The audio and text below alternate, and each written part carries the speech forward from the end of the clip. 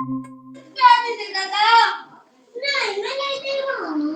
कृष्णा सुमित्रा माता जी, मैं आपको कुछ दिखाना चाहती हूँ।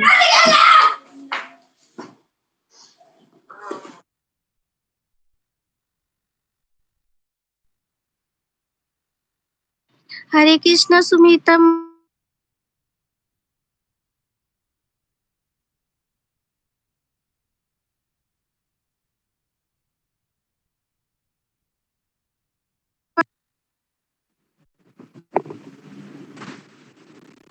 हरे कृष्णा माता जी, दंडवत प्रणाम। सभी भक्त को दंडवत प्रणाम। सभी दंडवत प्रणाम।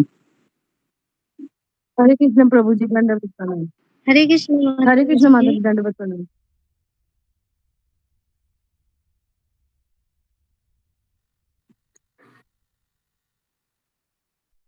हाँ, ये मेरे लड्डू गोपाल।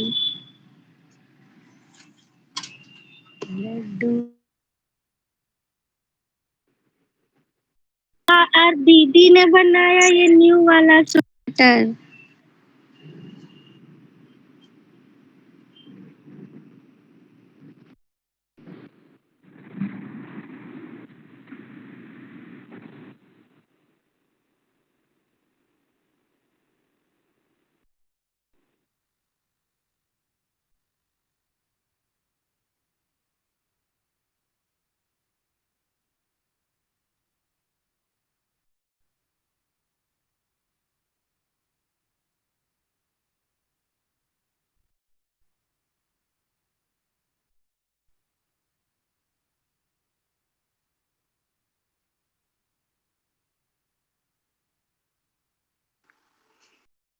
हरे कृष्णा। हरे कृष्णा प्रभु जी, दंडवत प्रणाम। पिता जी दंडवत प्रणाम।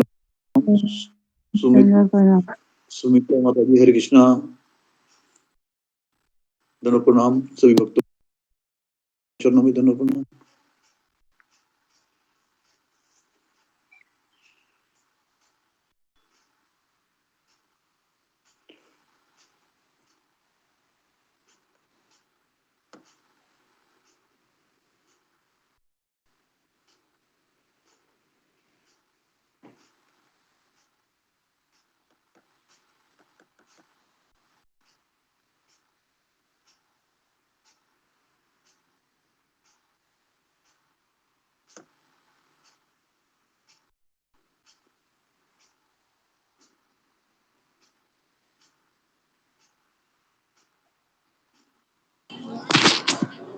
हरे कृष्णा अशोक प्रभु जी, दंडवत प्रणाम। दोनों प्रणाम प्रभु जी, हरे कृष्णा, हरे कृष्णा। हरे कृष्णा सही भक्तों को दंडवत प्रणाम। हरे कृष्णा प्रभु जी, हरे कृष्णा को सभी भक्तों के चरणों में प्रणाम दंडवत प्रणाम। प्रणाम। हरे कृष्णा।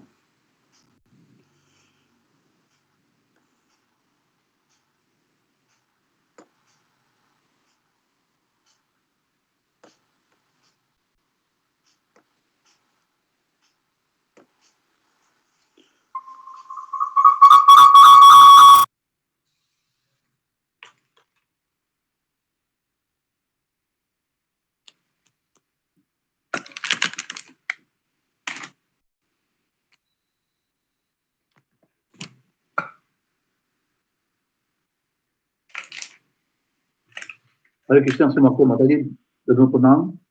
हरे कृष्ण प्रभु जी माता जी, जी।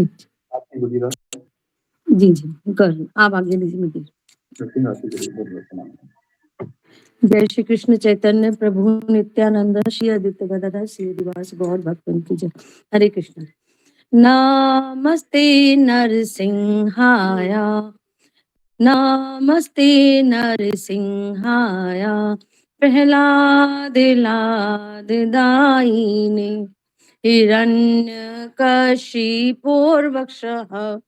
शीलटंका नखालाय, इतो नरसिंहा परितो नरसिंहा, यतो यतो यामि ततो नरसिंहा, बहे नरसिंहा हृदये नरसिंहा, नरसिंहदिं शरणं तपदे, तव कर कमलवरे नखाम, अद्भुत सिंगाम, दालिता हिरण्यकश्यपु तनुभृंग, केशवधीता नर हरि रूपा जय जगदीश हरे, जय जगदीश हरे, जय नरसिंह देव, नरसिंह देव, नरसिंह देव, जय नरसिंह देव, जय प्रहलाद महाराज, प्रहलाद महाराज, प्रहलाद महाराज, जय प्रहलाद महाराज।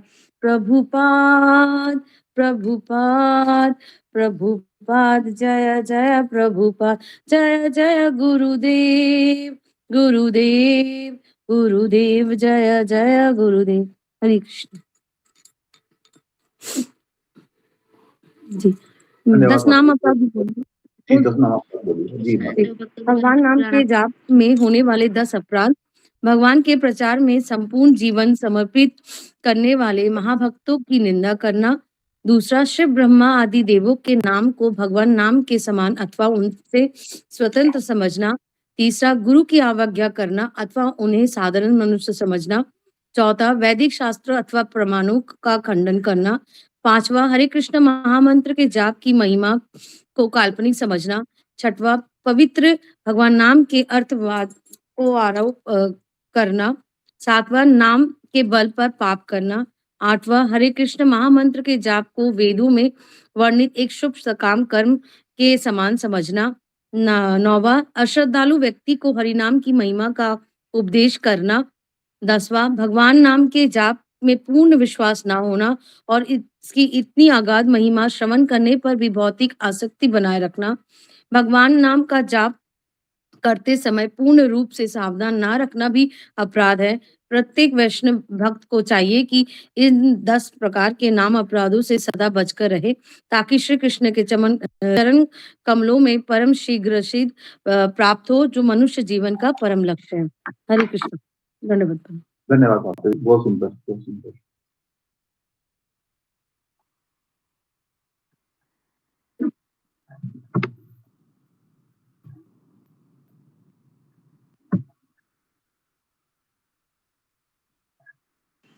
हरे कृष्णा। सभी भक्तों को दंडवत प्रणाम।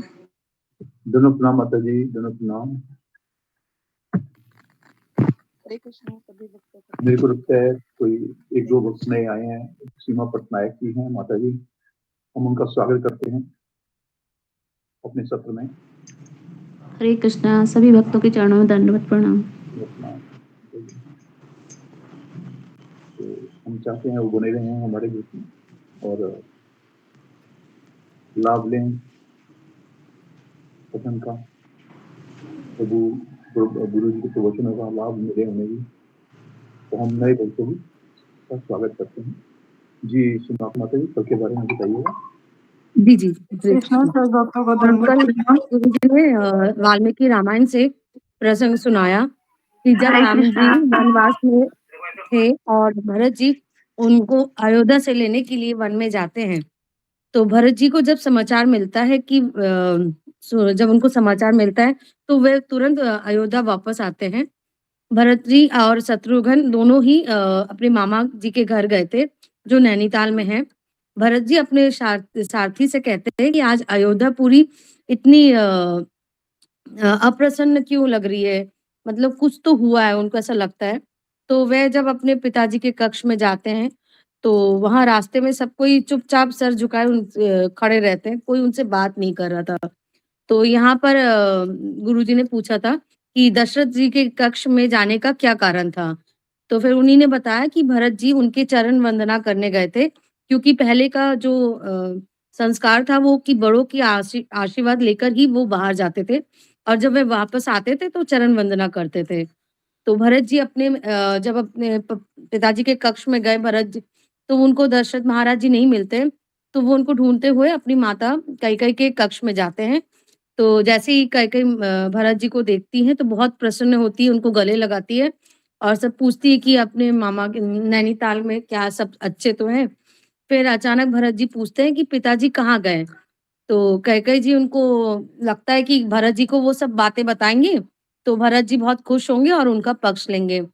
और फिर इस प्रकार कैकेयी कहते हैं कि तुम्हारे पिता तो राम का स्मरण करते हुए परलोक चले गए और राम और सीता लक्ष्मण सब वनवास चले गए। भरत जी जैसे ये सुनते हैं तो वो मूर्छित हो जाते हैं फिर गुरुजी ने यहाँ बताया कि राम, लक्ष्मण, भरत जी और शत्रुघ्न ये चारों भगवान विष्णु के चतुर्भुज प्राकृत्य हैं। वासुदेव, संकर्षण, प्रद्युम्न और अनिरुद्ध।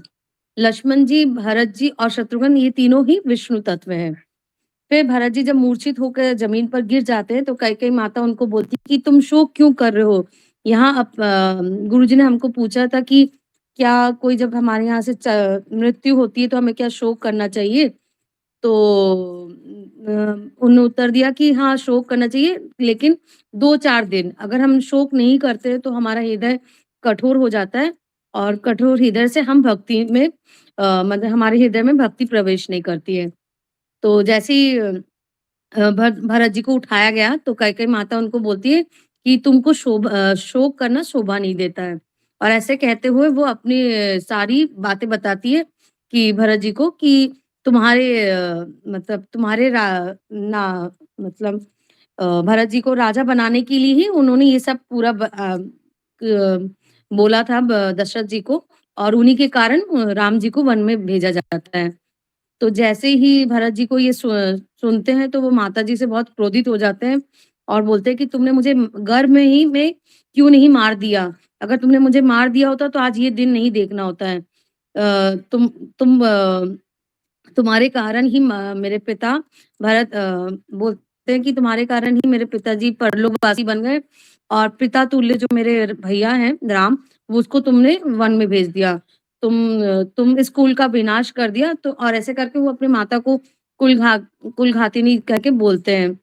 तो कौशल्य माता जैसे ही ये सब बोलते हैं फिर वो कौशल्य माता के कक्ष की ओर जाते हैं। तो कौशल्य माता उनको भरत जी को गले लगाती हैं और कहते हैं कि अगर तुमको राज्य ही चाहिए था, तुम मुझे बता देते, ये सब क्यों किया तुमने? तुम अगर मुझे बोलते मैं स्वयं तुमको राजा बना देती। तो फिर भरत जी उनको बोलते हैं कि माता मुझे स्वयं इस बारे में पता नहीं था, और ऐसे करके वो क्षमा माँगते हैं। फिर वह दशरथ जी का दाह संस्कार करते हैं। पर जब भरत जी बहुत शोक में हो जाते हैं, मतलब वो बहुत शोक में रहते हैं, तो शत्रुघ्न भी उनको देख के बहुत वो हो जाते हैं कि माने वो उनको प्यार करते थे, अपने भाई को बहुत स्नेह करते थे। फिर यहाँ पर बताया था गुरुजी ने कि कैकेयी ने दशरथ महाराज जी से 2 वरदान माँगे थे। पहला था राम जी को 14 साल का वनवास और दूसरा था भरत जी को राज्य। तो ये तब माँगा था जब वो इंद्र से युद्ध करते हुए घायल हो गए थे और तब कैकेयी माता उनकी सारथी बनी थी और प्राण की रक्षा की थी। तो फिर यहाँ गुरुजी बताते हैं कि शांतनु महाराज भी थे, जिन्होंने गंगा माता को बिना जाने सोचे वरदान दिया था। तो हमें किसी को ऐसा नहीं देना चाहिए। फिर जब भरत जी और शत्रुघ्न जी ऐसे वार्तालाप करते उसी समय मंथरा आती है और सब शोक में रहते हैं, पर वो बहुत सारे आभूषण पहनी हुई थी और उनके पूरे शरीर में चंदन का लेप था। उसको तनिक मात्रा में उसको कोई शोक नहीं था, वो उल्टा खुशी में से आ रही थी। तो जैसे ही इन मंत्रा को देखते हैं तो द्वारपाल मंत्रा को पकड़ लेते हैं और शत्रुघ्न जी के सामने लाते हैं। तो शत्रुघ्न जी क्या करते हैं उनके सर बालों को पकड़ लेते हैं। तो जैसे ही बालों को पकड़ती बहुत ज़ोर-ज़ोर से चीखने लगती हैं। तो शत्रुघ्न जी बोलते हैं कि इस मंत्रा का भी उसके पापों का उसको फल मिलना चाहिए करके उसको बहुत उसके बाल को पकड़ के जब खींचते हैं, तो तभी कैकेयी माता आती है और मंत्रा को छुड़ाने लगती है। तो शत्रुघ्न बहुत कठोर वचन माता को बोलते हैं, कैकेयी माता को। तब भरत शत्रुघ्न जी से कहते हैं कि इनको क्षमा कर दो, ये स्त्री हैं, इनको क्षमा कर दो। फिर यहाँ पर गुरुजी ने बताया था कि कौन ज़िम्मेदार था, मंत्रा ज़िम्मेदार थी, ना कि कैकेयी। तो सब हम लोग ने बोला कि मंत्रा थी, तो किसी ने बोला कैकेयी। पर एक्चुअल जो था वो ये सब देवताओं ने प्लानिंग किया था, क्योंकि वो रावण से छुटकारा उनको चाहिए था, क्योंकि रावण बहुत वो कर रहा था उस समय। तो इसलिए देवताओं ने माता सरस्वती की सहायता से ही मंत्रा का मति को फेरा था और फिर मंत्रा ने कुटिल वर्ड्स माने शब्द बोल के कैकेयी के मति को फेरा था। तो जैसे ही 14 दिन हो जाता है तो भरत जी अयोध्यावासी सब ऐसे बात कर रहे थे, तो अयोध्यावासी भरत से बोलते हैं भरत जी से कि अब तो आप ही हमारे राजा हैं, क्योंकि राम जी तो वनवास चले गए और दशरथ महाराज जी तो स्वर्ग चले गए, तो आपके सिवा हमारा कोई नहीं है। भरत जी यहाँ पर कहते हैं कि हमारा जो संस्कार है हमारे इसमें ज्येष्ठ पुत्र ही राजा होता है और मैं राम जी को वापस लेके आऊँगा वनवास से और मैं स्वयं वन में जाऊँगा क्योंकि राम जी ही अयोध्या के राजा थे और वो ही रहेंगे और मैं उनका सेवक था और मैं हमेशा ही उनका सेवक रहूँगा। तो फिर गुरुजी ने यहाँ पर बताया कि चाणक्य पंडित जी कहते हैं कि जहाँ जिस घर में भाई और भाई-भाई में प्यार होता है तो वो घर वैकुंठ जैसे होता है और जहाँ पर एक-दूसरे से भाई लड़ते हैं, झगड़ते हैं तो वो घर नर्क लोक से के समान ही होता है। तो फिर ऐसे करके भरत जी मतलब ऐसे शोक में थे। तो फिर सब कोई अयोध्यावासी और सब रानियाँ भी सोचते हैं कि कैसे क्या करना है कि हमको वा राम जी को लाना है वनवास से। तो ऐसे करके वो सब तैयारी करते हैं। हरे कृष्णा गुरुजी हरे कृष्णा सभी भक्तों को दंडवत। बस मैंने इतना ही लिखा था प्रभु जी। हरि बोल माता जी।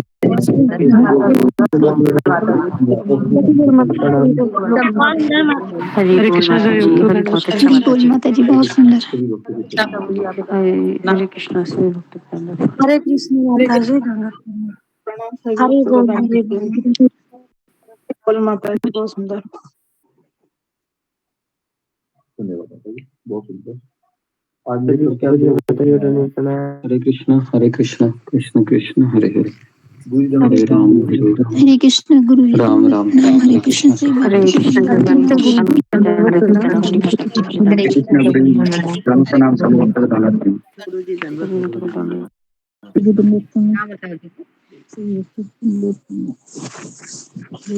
हरे कृष्ण हरे कृष्ण हरे कृष्ण हरे कृष्ण हरे कृष्ण हरे कृष्ण हरे कृष्ण हरे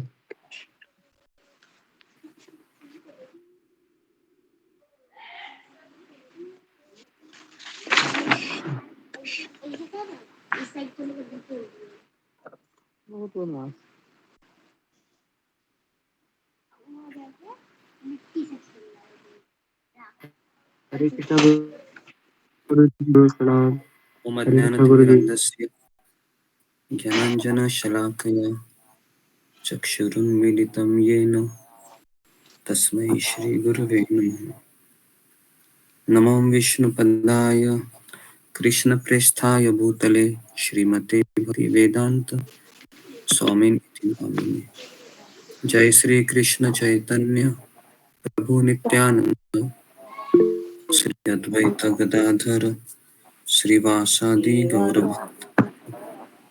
हरे कृष्णा कृष्ण कृष्ण हरे हरे हरे राम राम राम हरे हरे।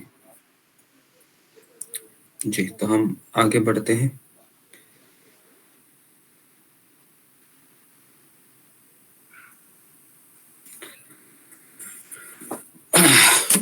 तो कल हमने चर्चा की थी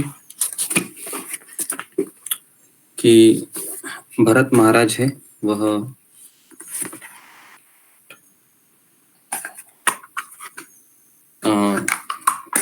अपने जो भाई है या उनके जो स्वामी है खास करके प्रभु रामचंद्र, तो उनको वह है ना वापस लाने की चर्चा अयोध्या के मंत्री पद के सामने करते हैं। और ओके, और इस तरीके से आज हम देखेंगे कि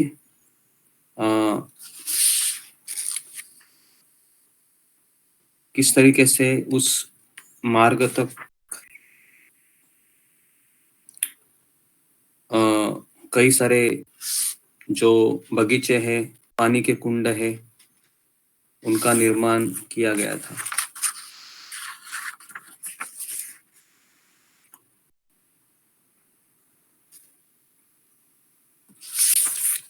और इस तरह से अभी हम सभी भक्त हैं अभी अब भरत जी के साथ हम वन यात्रा के लिए प्रस्थान करेंगे।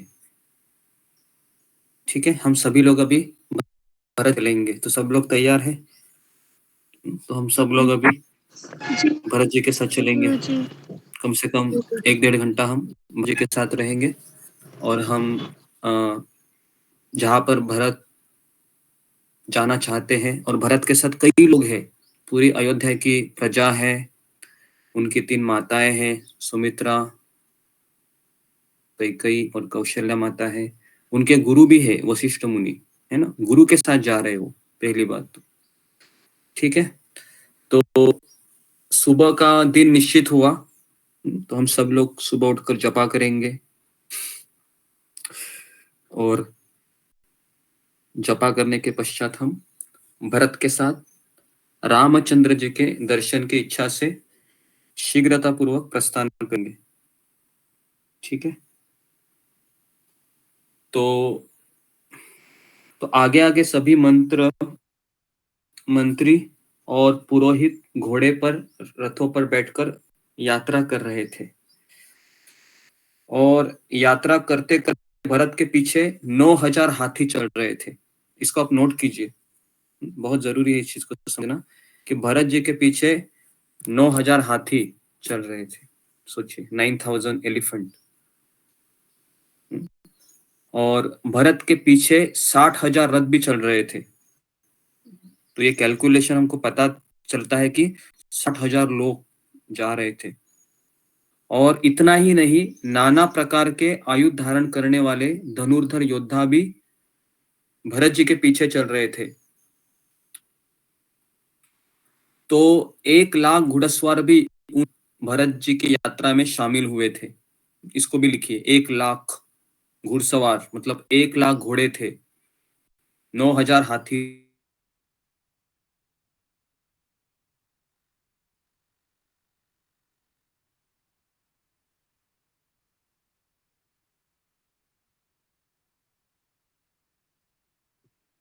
गुरु जी आपकी आवाज नहीं आ रही, आप म्यूट में हुए हैं।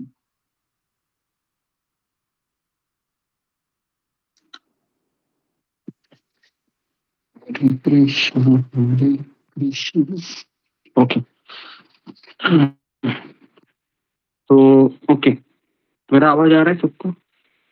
थोड़ा थोड़ा तो आ रहा है। ओके, आ रहा है ना, ठीक है। तो मैं जब तक लाइट नहीं तब ऐसे आपको सुनाता हूँ, ओके जी। तो इस तरीके से 1 लाख घुड़सवार भरत की यात्रा के समय उनका अनुसरण कर रहे थे। इसको काउंटिंग कीजिए, 1 लाख घुड़सवार, उसके बाद 60,000 रथ और 9000 हाथी, और आप सभी लोग भी ना, कुल मिलाकर अभी तक 65 लोग हैं, बाद में सब ज्वाइन हो जाएंगे। तो आप अपने आप को भी काउंट कीजिए, क्योंकि तभी तो आपको रस आएगा ना, क्या लगता है? हाँ, हम जब कथा में प्रवेश करेंगे तभी हमको आनंद आएगा। ओके, तो हम सब लोग निकल चुके हैं अभी भरत जी के। आपको भरत जी दिख रहे हैं? आपके सामने चल रहे हैं, भरत जी आपके सामने चल रहे हैं, और आपके साथ अकेले नहीं है, कम से कम 1 लाख के ऊपर लोग हैं जो हमारे साथ चल रहे हैं। कितना सुंदर माहौल है, सोचिए आप। हम सभी लोग प्रभु रामचंद्र को अयोध्या वापस लाने के लिए आज प्रस्थान कर रहे हैं, 20 जनवरी के दिन। और हमारे पास कितने दिन है? 2 दिन है, 2 है ना, 2 दिन है। देखते हैं अभी कैसे होता है। 4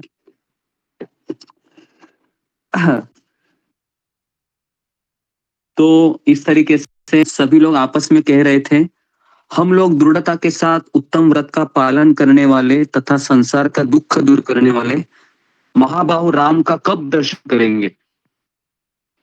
तो सबके मन में क्या अभिलाषा थी? सबके मन में एक ही अभिलाषा थी, कब हम दर्शन करेंगे राम का। तो हमारे मन में क्या अभिलाषा होनी चाहिए चलते समय? कि मैं कब राम जी के दर्शन करूंगा। अभी आप सोचिए, सब लोग अपने परिवार को छोड़कर आए हैं, सभी लोग, हाँ, क्या अयोध्या के हर एक वासी है अपने परिवार को छोड़कर भरत के साथ निकल पड़े हैं।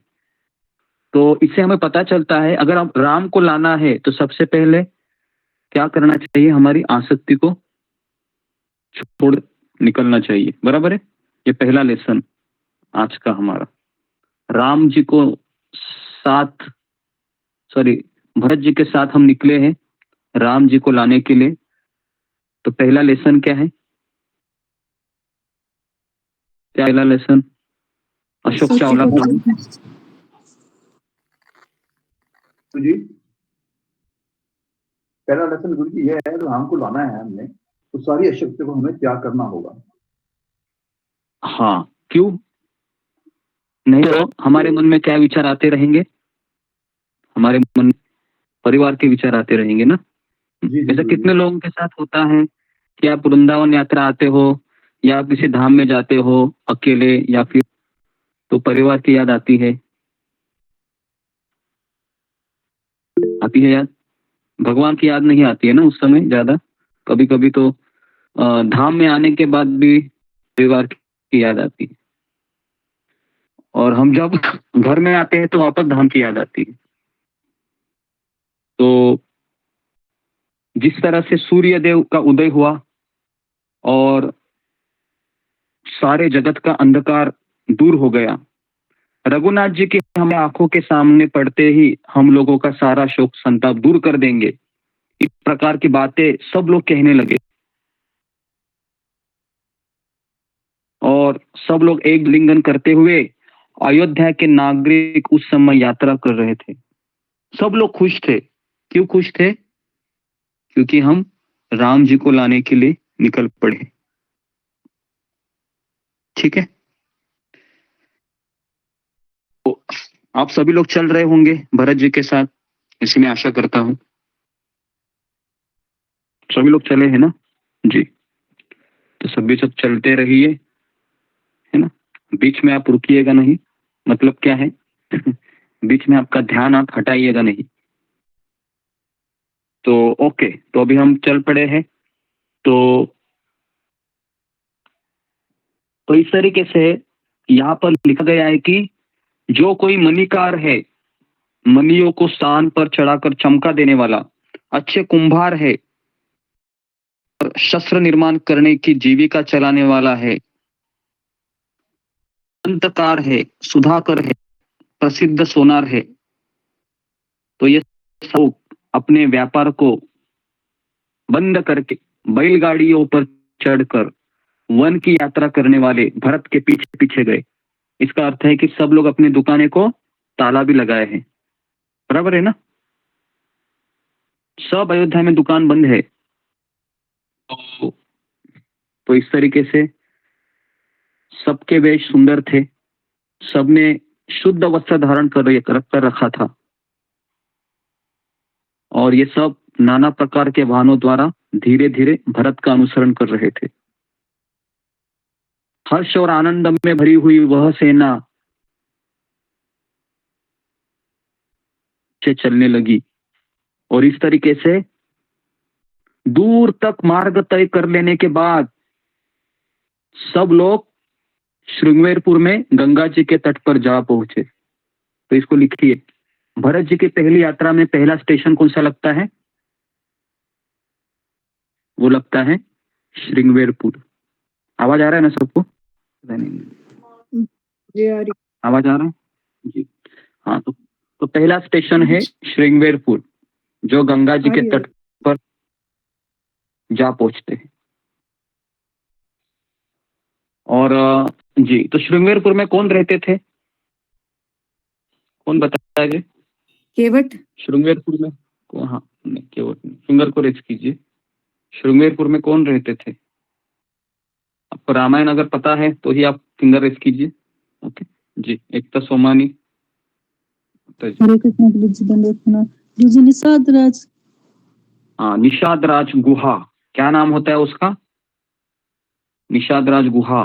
ये श्रृंगवेरपुर के राजा होते हैं। ओके, और ये किसके सखा होते हैं? प्रभु रामचंद्र जी के सखा होते हैं,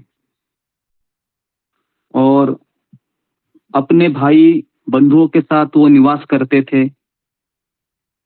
और इस तरीके से भरत का अनुसरण करने वाली वह सेना गंगा के तट पर ठहर गई।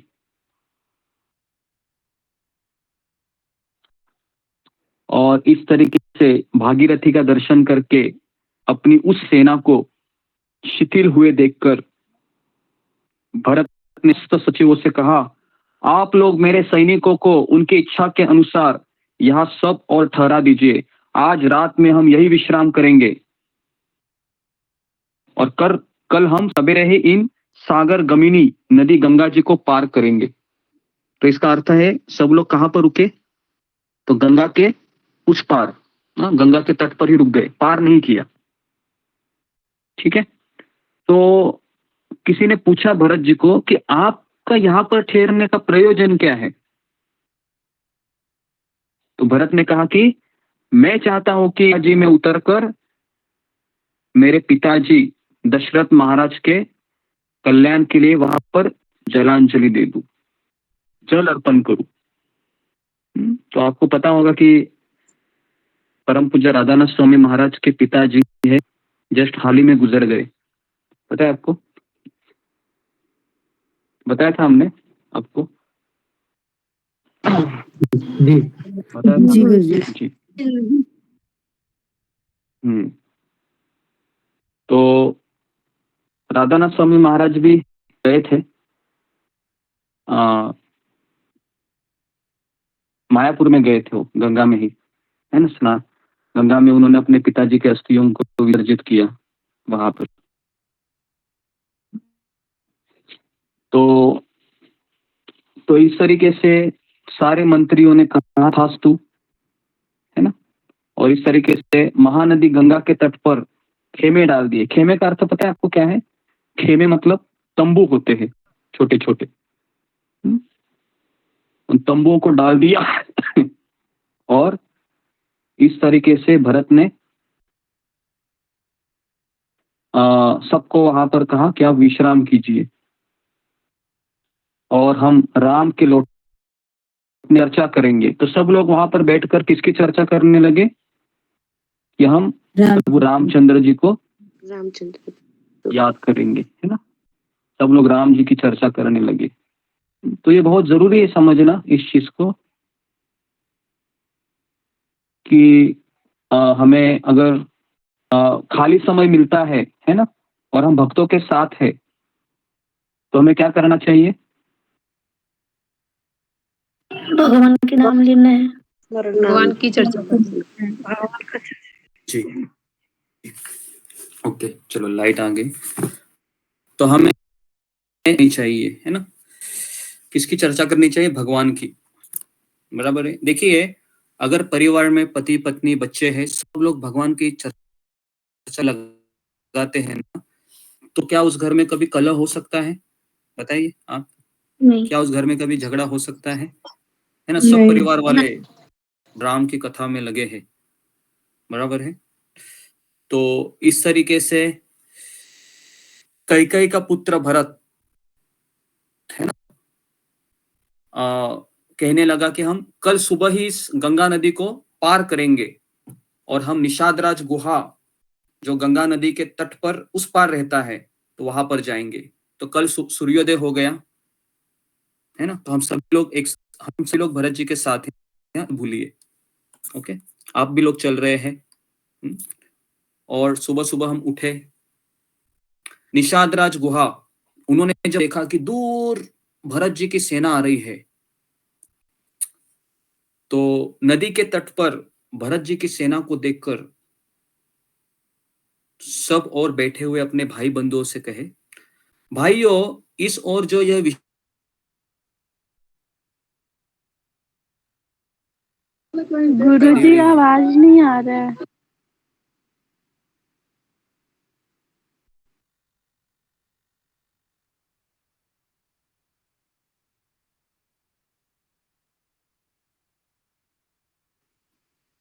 ये सोच रहे थे निषादराज गुहा, अपने किसको कह रहे थे? वो अपने जो सहपाठी है ये कह रहे थे। तो और बात बात में चर्चा करने लगे कि मुझे लगता है कि भरत राम वनवास भेजकर इसका जी नहीं भरा, इसलिए ये राम को खत्म करने के लिए चला आ रहा है। कौन सोच रहे हैं इसे? निषाद गुहा। निषाद राज गुहा सोच रहे हैं कि ये भरत राम को हानि पहुंचाने के लिए आ रहा है, इतनी बड़ी सेना को लेकर।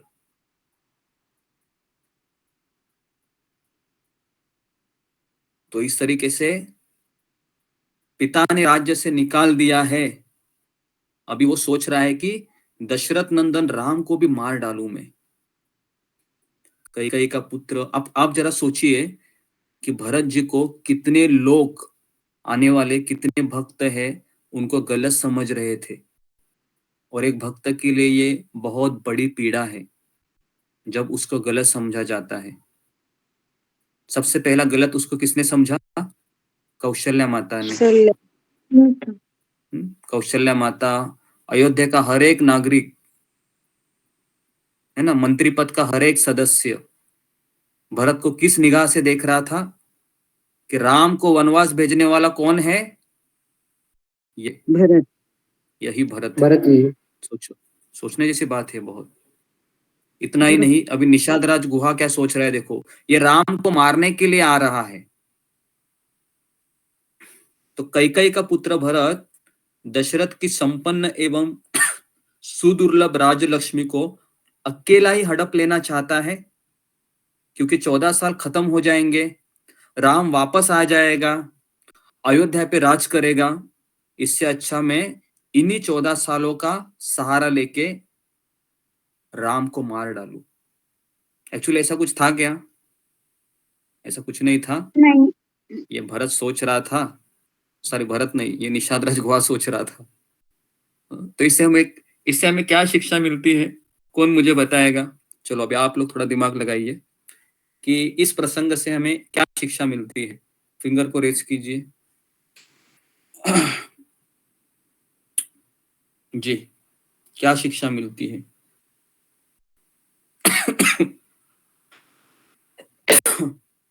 जी, अरुणा यादव। हरे कृष्णा गुरुजी, दंडक प्रणाम आपको। गुरुजी, हमें इससे ये शिक्षा मिलती है कि हमें बिना किसी बात को जाने हमें उस चीज का निष्कर्ष नहीं निकालना चाहिए, क्योंकि उन्हें तो पता नहीं था कि भरत महाराज वहां क्यों आ रहे हैं। उन्हें तो मतलब राम भगवान गए थे, उनको सिर्फ उस चीज के बारे में मालूम था। उनको ये नहीं मालूम था कि भरत महाराज उन्हें और उनके पीछे जो सेना है, वो राम भगवान को लेने आ रही है। हरे कृष्ण गुरुजी। जी जी, ओके जी, धन्यवाद। तो इन्होंने बहुत अच्छा उत्तर दिया है अरुणा यादव माता जी ने कि बिना कोई बात को समझे अगर हम उसके बारे में सोचते हैं तो हमारा मन हमेशा कौन सी राय देता है? गलत राय है ना, बराबर है। हाँ, अभी मुझे बताइए, ये एक प्रसंग जो गुहा सोच रहा है ना, ये ऐसा ही हम सोचते हैं और हम घर में कलह कर बैठे, बराबर है, ऐसे होता है ना। हम बिना बात किए ही जजमेंट लेते हैं और फिर हम शुरू हो जाते हैं। और सामने वाला व्यक्ति सोच रहा है अरे मैंने तो कभी ये किया ही नहीं, और फिर वो भी सोच रहा है कि मेरे बारे में इतना गलत बोल रहा है ये। तो फिर दोनों का फिर ऐसे 36 का आड़ा हो जाता है, बराबर है। इसको कहते हैं मिसअंडरस्टैंडिंग खास करके। तो यहाँ पर एक हमको हिंट मिल रही है रामायण से कि निषाद राज को किस तरह से सोच रहे थे बिना कुछ बात को समझे। उन्होंने ये भी पूछने का साहस नहीं किया कि भाई आप क्यों आए हो, तुरंत जजमेंट कर लिया। तो इसीलिए हम जब भक्त समुदाय में रहते हैं तो कोई नए भक्त को भी देखते हैं तो हमको जज नहीं करना चाहिए, कहाँ से आया, मेरे से जूनियर है, अभी अभी सत्संग में आया लगता है, इससे तो मैं सीनियर हूँ, पता नहीं माला भी करता होगा कि नहीं, सुबह कितने बजे उठता है, बराबर है। ऐसा होता है कभी कभी हम कोई भक्त के बारे में इतना हम जजमेंट करते हैं और बहुत अपराध कर बैठ देते हैं, मानसिक अपराध। ओके,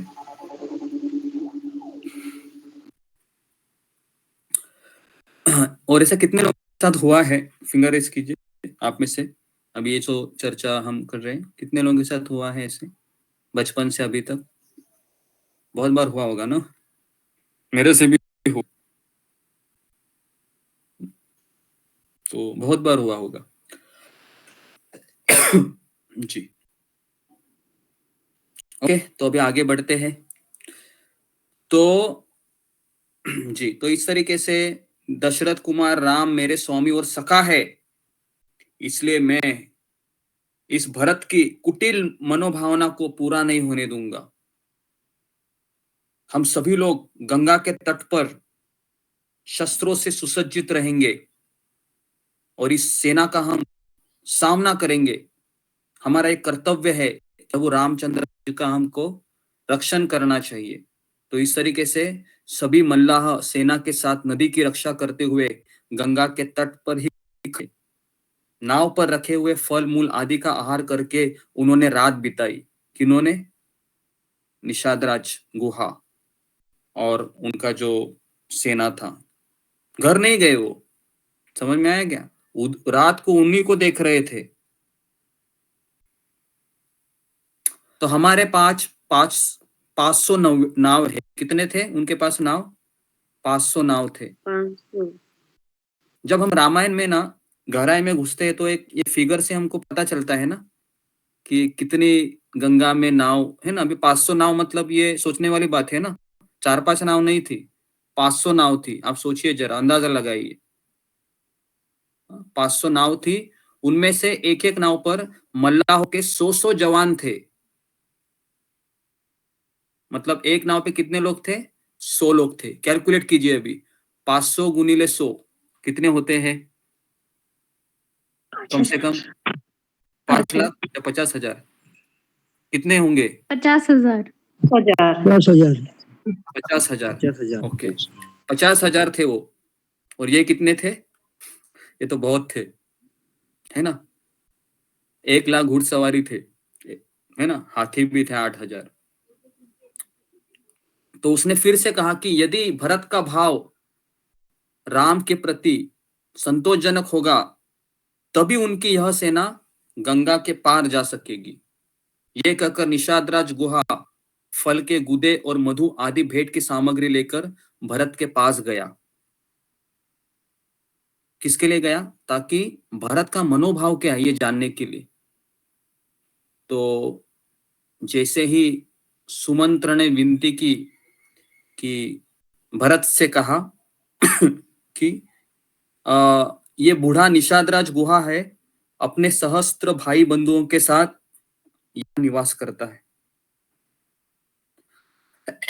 और ये निषादराज गुहा तुम्हारे बड़े भाई का कौन है? मित्र है।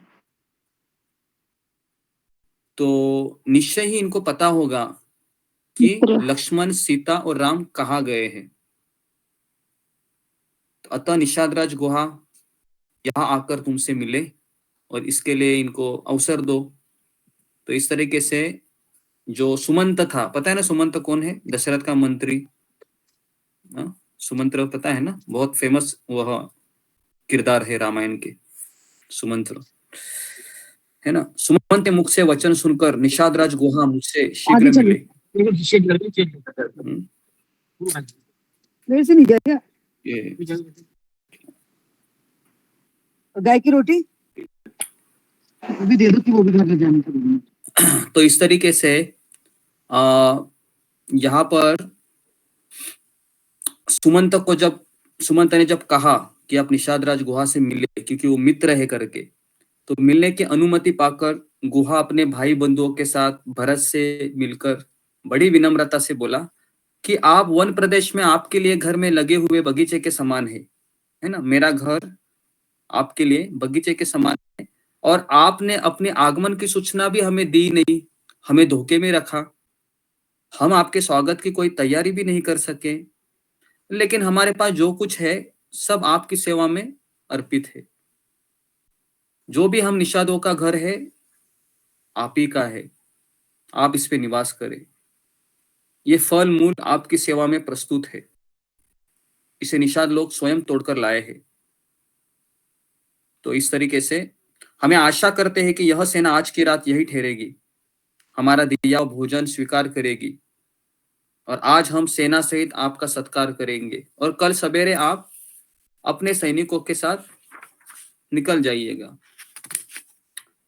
अभी इतना सब बोलने के बाद निषाद राज गुहा भी अपनी मन की बात कहने लगे।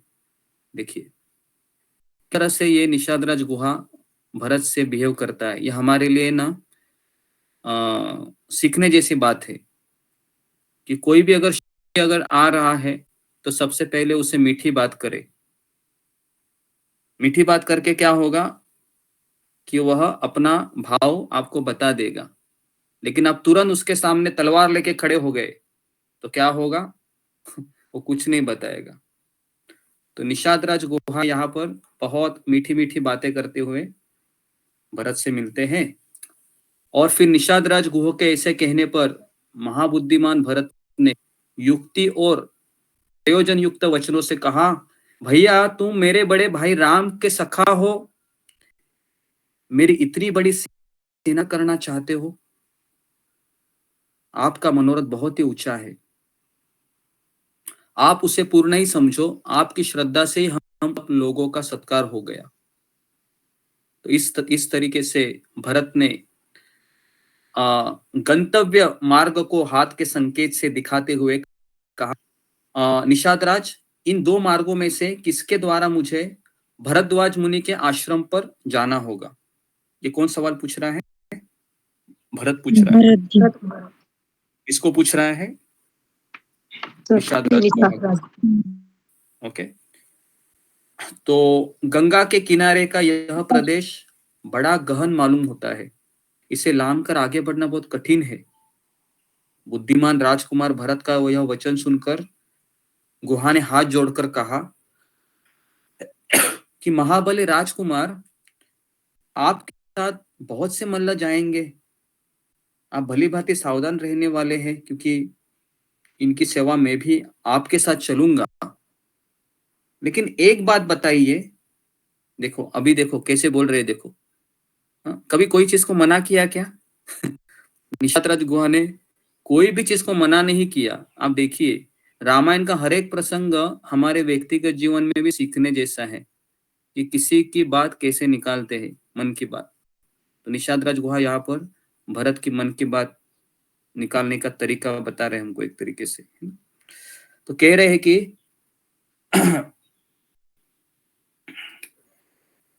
एक बताइए कि आप रामचंद्र जी के प्रति आप कोई दुर्भावना लेकर तो नहीं आ रहे हैं?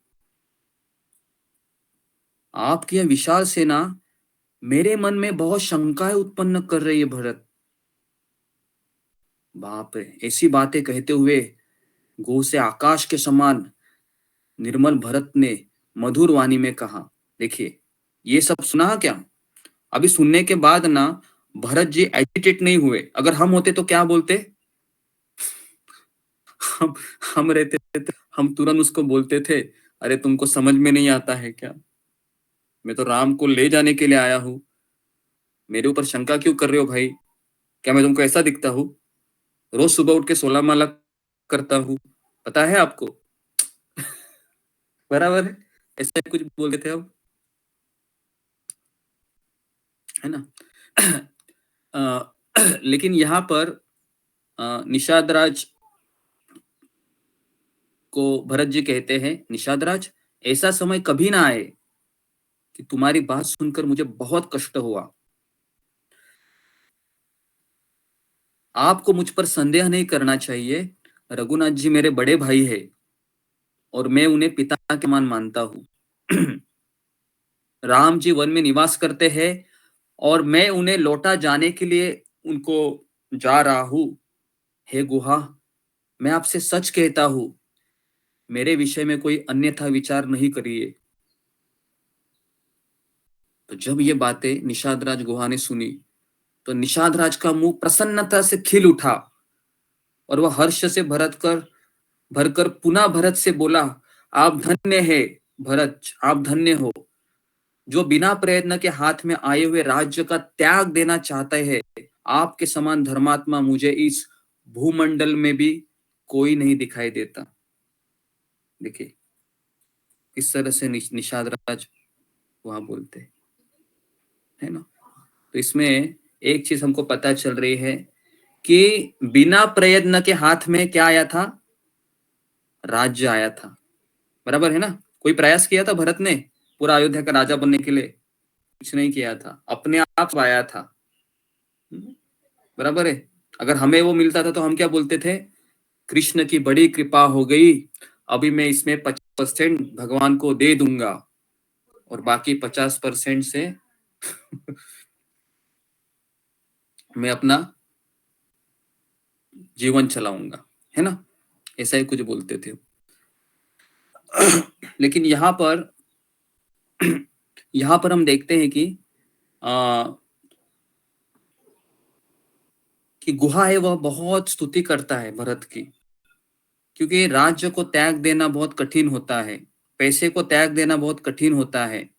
इस संसार में सबसे बड़ा जो मधु के समान मीठा है, पता है क्या है वो है पैसा, है ना? मधु के समान मीठा है वो। एक बार मुझे लगता है कि मधु फीका पड़ेगा पैसे के सामने, इतना मीठा लगता है मधु अपना पैसा। पैसे के लिए पता है ना लोग क्या क्या करते हैं?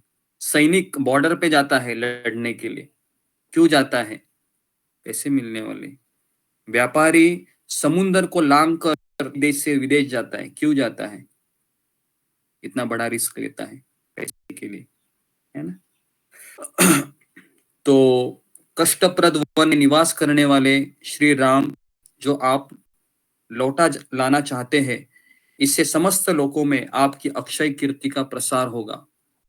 जब गुहा भरत से इस प्रकार की बातें कह रहे थे, उसी समय सूर्यास्त हो गया, रात का अंधकार सब और फैल गया। गुहा के बर्ताव से भरत को बड़ा संतोष हुआ। वे सेना को विश्राम करने की आज्ञा दे दी और शत्रुघ्न के साथ शयन करने के लिए चले गए। महात्मा भरत शोक योग्य नहीं थे, तथापि उनके मन में रामचंद्र जी के लिए चिंता के कारण ऐसा शोक उत्पन्न हुआ, जिसका वर्णन नहीं हो सकता। तो जैसे देखा, निषादराज गुहा ने दिखाया कि कि यहीं पर आपके भैया राम है वो सोए थे, है ना? एक पेड़ था, बड़ा पेड़, और पेड़ के ही बगल में राम और सीता, ये दोनों के लिए निषादराज गुहा ने सोना तैयार किया था जब वो आए थे वहां पर। और निषादराज गुहा और लक्ष्मण और सुमंत, ये तीनों भी राम कथा करते हुए जगे रहे थे, ये तीनों सोए नहीं। ओके, तो इस तरीके से कैकेयी कुमार भरत बहुत दुखी था और सोते सोते बहुत जोर से रोने लगे। तो यहाँ पर एक सवाल हो सकता है, क्या शुद्ध भक्त रो सकता है? क्या शुद्ध भक्त रोता है? उसके आंखों से आंसू आते हैं? तो इसका उत्तर है हाँ।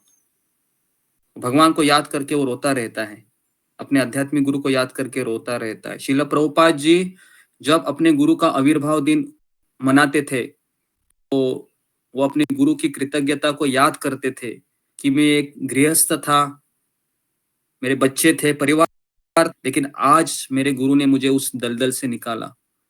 प्रभुपाद जी हमेशा अपने शिष्यों को कहते थे कि मेरे गुरु कोई साधारण नहीं थे तरीके से। तो वाल्मीकि रामायण में बताया गया है कि कैकेयी कुमार भरत का दुख शिखर के समान था, उनका मन बहुत दुखी था। वे लंबी सांस खींचते हुए अपनी सूझ बूझ खोकर बड़ी भारी आपत्ति में पड़ गए। मानसिक चिंता से पीड़ित होने के कारण भरत को शांति नहीं मिल रही थी। उनकी दशा अपने झुंड से पिछड़े हुए एक बैल की सी थी। परिवार सहित महानुभाव भरत जब गुहा से मिले, उस समय उनके मन में बड़ा दुख था। वे अपने बड़े भाई के लिए चिंतित थे कि राम कैसे सो रहे होंगे, सीता मैया कैसी सो रही होंगी, लक्ष्मण जी मेरे भाई क्या कर रहे होंगे। इस तरह से बहुत विचार भरत जी के मन में प्रवेश कर रहे थे।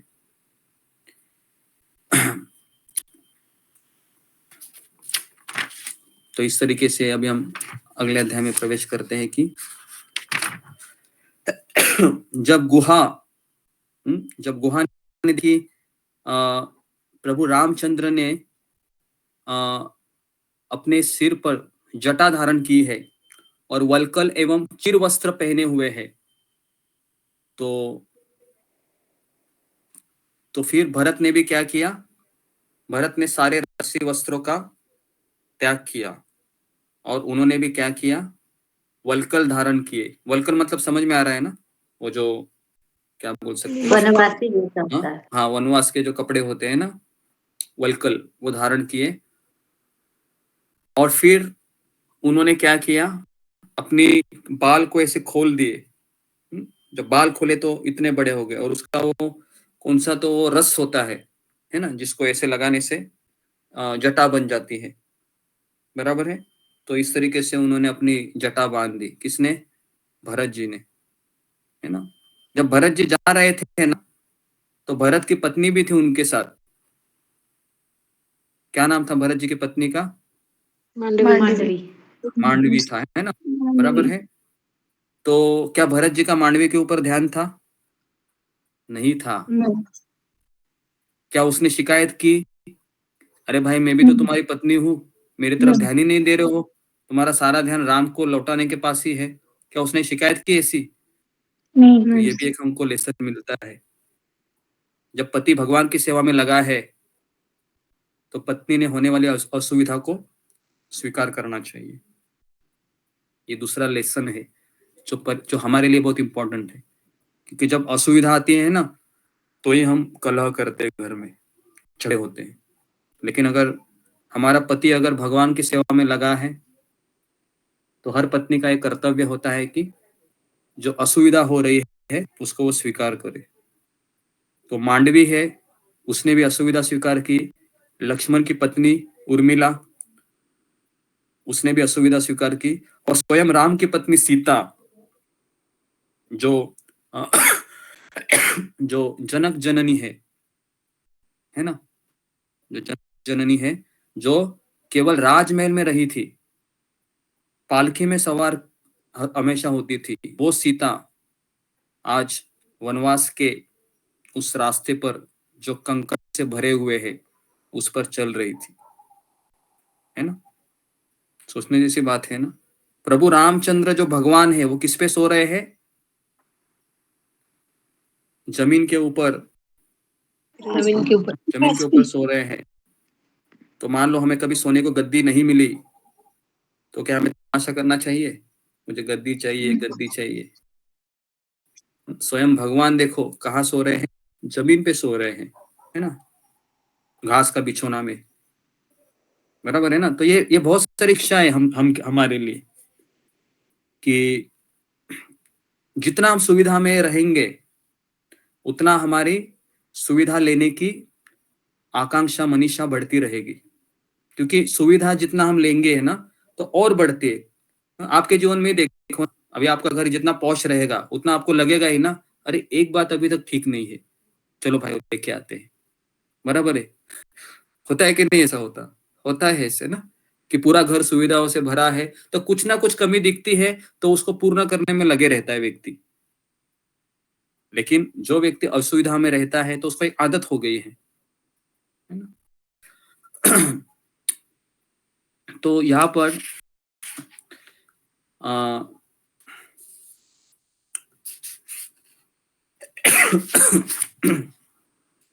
फिर इस तरीके से भरत जी है, वह सोच सोच कर मूर्छित हो गए। 2 घड़ी तक किसी प्रकार का धैर्य धारण किया, और गुहा के चेहरे का रंग उड़ गया भरत को मूर्छित हुआ देखकर। वह भूकंप के समान वृक्ष की भांति बहुत व्यथित हो उठा। शत्रुघ्न भरत के पास ही बैठे थे। वे उनकी वैसी अवस्था देखकर उन्हें हृदय से लगाकर जोर जोर से रोने लगे। कौन? शत्रुघ्न, है ना। भरत को ऐसा अपने यहाँ पर लगाया, छाती पर, और जोर जोर से रोने लगे। और शोक से पीड़ित होकर अपनी सूझ बूझ खो बैठे। तो भरत की सभी माताएं वहां पहुंची कि क्या हुआ भरत को, क्या हुआ भरत को। तो पति वियोग के दुख से दुखी थी वो सारी माताएं, उपवास करने के कारण दुर्बल हो गई थी। कौशल्या का हृदय तो बहुत दुख से पीड़ित हो गया। उसने भरत को उठाकर अपने गोद में चिपका लिया, जिस तरह से गाछड़े को गले से लगातार चाटती है।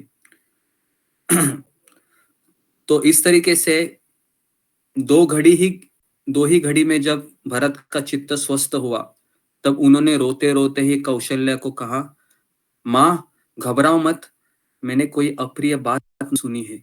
क्यों ऐसा बोलते हैं? क्योंकि सभी लोग उसको अप्रिय बात सुनाते थे ना, कि तुम्हारे कारण ही राम कहाँ गया है? वनवास में गया है। गुहा, उस दिन रात में मेरे भाई राम कहाँ ठहरे? सीता कहाँ थी? लक्ष्मण कहाँ थे? उन्होंने क्या भोजन किया? कैसे बिछौने पर शयन किया था? ये सब मुझे बताइए। कौन पूछ रहा है? भरत पूछ रहा है। भरत जी। भरत पूछ रहा है। ये प्रश्न सुनकर निषाद राज बहुत प्रसन्न हुए और उसने कहा कि अनेक प्रकार के खाद्य में रामचंद्र जी के पास प्रचुर मात्रा में मैंने पहुंचाया था, लेकिन सत्य पराक्रमी राम ने मेरी दी हुई सब वस्तुएं स्वीकार तो की, लेकिन क्षत्रिय धर्म का स्मरण करते हुए उनको ग्रहण नहीं किया। तो यहाँ पर और एक शिक्षा मिलती है, कोई हमारे लिए कुछ लाता है और अगर आप उसको नहीं चाहते हो तो तुरंत मना मत कीजिए, आप उसको स्वीकार कीजिए, अपने पास रखिए, है ना, और उनको धन्यवाद दीजिए। और जब वो चला जाएगा तो फिर आप उसका आपको कुछ अच्छा लगे बुरा लगे वैसे व्यवहार कीजिए, भले वो आपको बुरा क्यों ना लगे। तो इस तरीके से सीता सहित राम ने वहां पर रात में उपवास किया था। लक्ष्मण तो जल ले आए थे, केवल उसी को उन महात्मा ने पिया। तो इस तरीके से ये सारी बातें थे भरत जी को। फिर लक्ष्मण ने स्वयं कुश लाकर रामचंद्र जी के लिए शीघ्र ही सुंदर बिछौना बिछाया और उस सुंदर बिस्तर पर जब सीता के साथ विराजमान हुए, तब लक्ष्मण उन दोनों के चरण पखार कर वहां से दूर हटाए, है ना। तो लक्ष्मण जी ने ऐसा कितने साल किया सेवा? बिस्तर लगाते थे, दोनों को सुलाते थे, ऐसा उन्होंने 14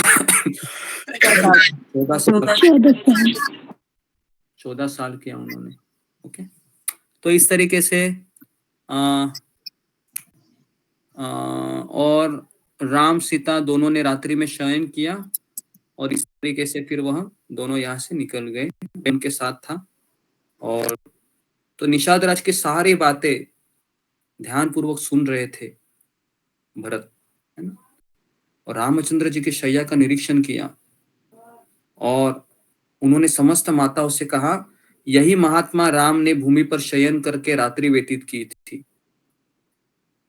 तो इस तरीके से उस जो कुशा बिछाई थी, है ना, तो उसको उन्होंने प्रणाम किया, है ना, जहां पर प्रभु रामचंद्र सोए थे।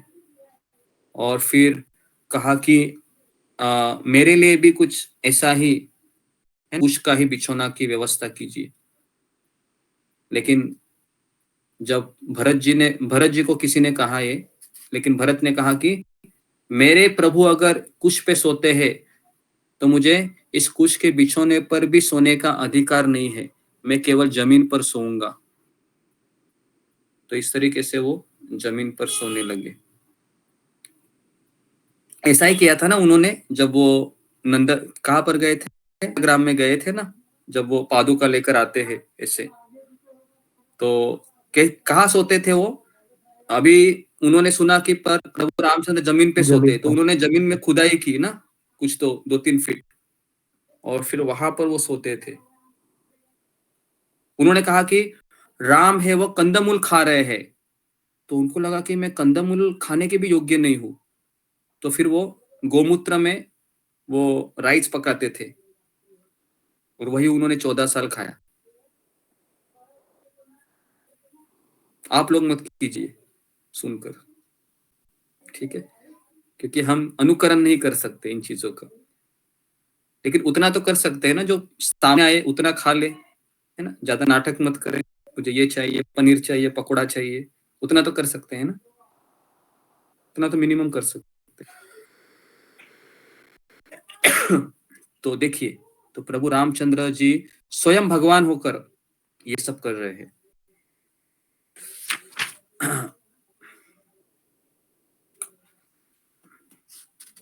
तो इस तरीके से श्रृंगेरपुर में गंगा के तट पर रात्रि बिताकर रघुकुल नंदन भरत सुबह उठे और शत्रुघ्न से इस प्रकार बोले, शत्रुघ्न उठो, क्यों सो रहे हो, तुम्हारा कल्याण हो, निषादराज गुहा को शीघ्र बुला लाओ, वही हमें गंगा पार कराएगा। उसने इस प्रकार प्रेरित होने पर शत्रुघ्न ने कहा, भैया मैं भी आप ही की भांति राम का चिंतन करके जगा हूं, मैं सोया ही नहीं। क्या बोल रहे शत्रुघ्न? शत्रुघ्न बोले, मैं भी नहीं सोया। तो क्या आप लोग भी है ना वहां पर? तो हम लोग भी है यहाँ पर, है ना? तो इमेजिन कीजिए ऐसा कि हम भरत के साथ ही जा रहे, तो आपको ज्यादा आनंद आएगा इसमें, क्योंकि हमें कथा में प्रवेश करना चाहिए, तब जाके वो कथा हमारे सामने उपस्थित होगी। तो इस प्रकार भरत जी इस नदी के तट पर आप रात में सुख से रहे ना, तो इस तरीके से वहां पर गुहा आ गया और कहा कि कोई कष्ट तो नहीं हुआ आपको, सेनाओं को कुछ कष्ट नहीं हुआ। भरत ने कहा कि हे निषाद राज, सब लोगों ने रात बड़ी सुख से बिताई है, आपने हमारा जो सत्कार किया उसके लिए आपका बहुत बहुत धन्यवाद।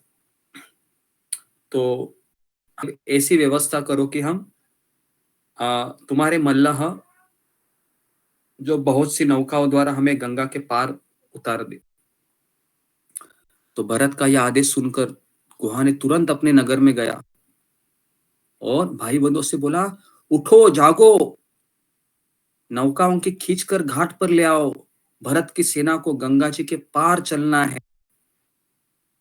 तो गुहा प्रकार कहने पर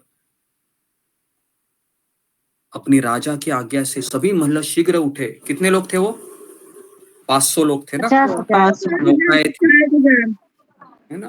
500 नौकाएं एकत्र किए और इस तरीके से एक कल्याणमयी नाव गुहा स्वयं लेकर आया, जिसमें श्वेत कालीन बिछे हुए थे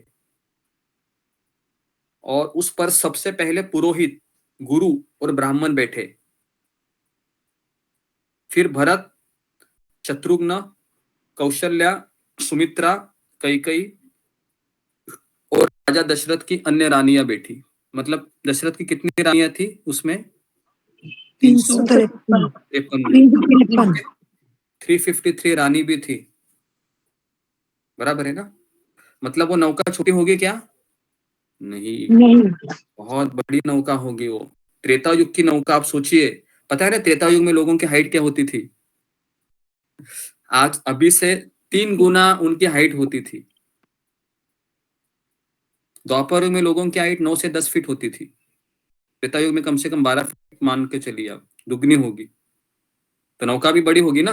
क्या लगता है आपको? नौका भी काफी बड़ी होगी। तो कुछ सैनिक बड़ी बड़ी मशाले जलाकर अपने खेमों में छूटी हुई वस्तुओं को संभालने लगे, है ना?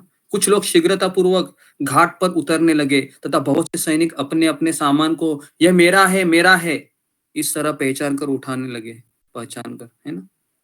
होता है ना ऐसे, जब हम कहीं चलते हैं तो अगर एक ही रूम में 5 लोग रहते हैं तो होता है, अरे ये मेरी वस्तु है, मुझे, इस तरीके से।